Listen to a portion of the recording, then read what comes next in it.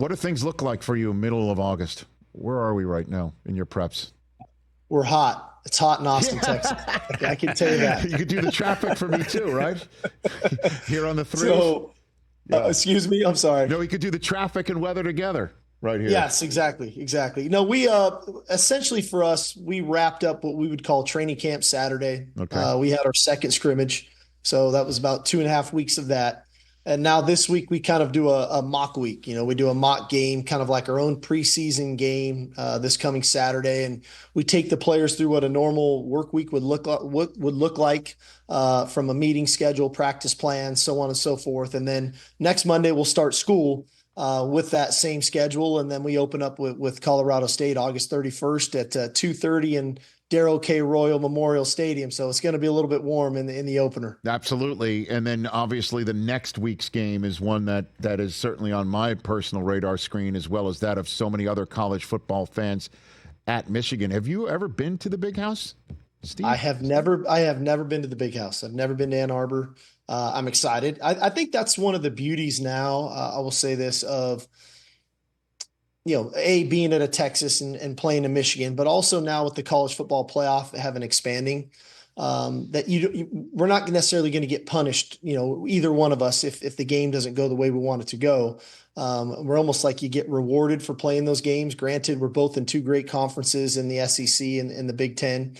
And I think that's what the fans are looking for too, are these types of early season games. Last 2 years we played Alabama out of conference.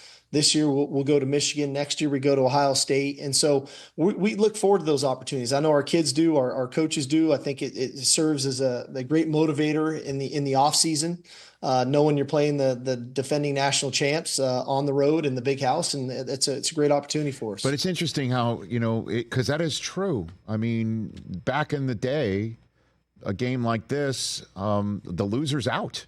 You know what I mean? Week 2, loser out. Your chances to win a national championship hobbled is an understatement. But now, obviously you can move on it, and dare I say it, it sounds more like professional football, Steve, in that regard. I wouldn't venture too far off of what you're saying. When you think about now, the length of our season, we're opening up August 31st, Labor Day weekend. The national championship game is January 20th. And you're talking about it may take 16 to 17 games to try to go win a national championship. And so the fact that I can get our players some exposure against a really quality opponent, some players have learn some real valuable lessons in these games to get them ready, hopefully for a potential playoff run, I think is huge, and that, to me, that's not a whole lot different than the opening weekend of the NFL. I mean, I don't think it's on accident. The NFL, pits some great games, those first Thursday night game, the first Monday night games, those are some great games that are marquee matchups. And so the fact that we get to be one of those marquee matchups in week 2, I think is awesome. Yeah. Do you think you're going to, again, obviously you want to win them all and you can't lose too many. So that said, do you think you're going to approach maybe October, if not maybe early November football differently, because you are knowing at that point in time you should be one of the 12, right? And you got to prep for that run. Like, it's a different season now. In that regard. It really is. It really is. And what's different for us too, unique for us now joining the SEC, is we really get 4 non-conference games before we start, regular season play, in essence, if you look at it that way. And so, the first month of the season, those first 4 weeks, and not to mention with the heat that we're playing in, we really have to lean in and pour into our depth, because I think one of the worst things we could do is overwork our frontline guys too early in the season, knowing what the gauntlet of the SEC is going to look like. And then hopefully if we can do it right, what the gauntlet of a college football playoff would look like. And so I think that's where we really have to lean into our depth. And a lot of young players are going to have to play. And that's been something that has been a point of emphasis of ours in training camp, is getting really our developmental players, ready to play, if maybe not on offense, defense, at minimum on special teams. Well, I would also imagine in this world of transfer portal, not like that's the way you operate and you're worried about it.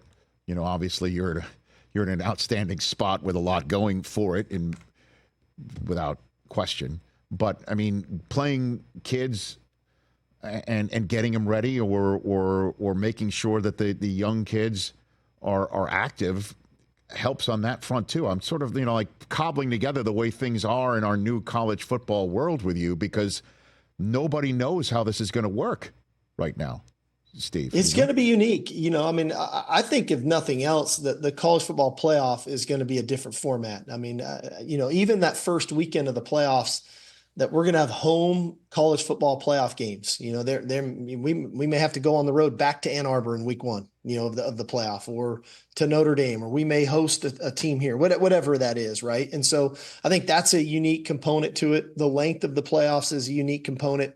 I think conference realignment is really intriguing for so many people this fall. And, so many people have complained about, conference realignment and rivalries, being lost throughout it. Quite frankly, for us, we gained 2 rivals back. The opportunity for us to play Texas A&M again, the opportunity for us to play Arkansas again, to go along with, the Red River rivalry against OU.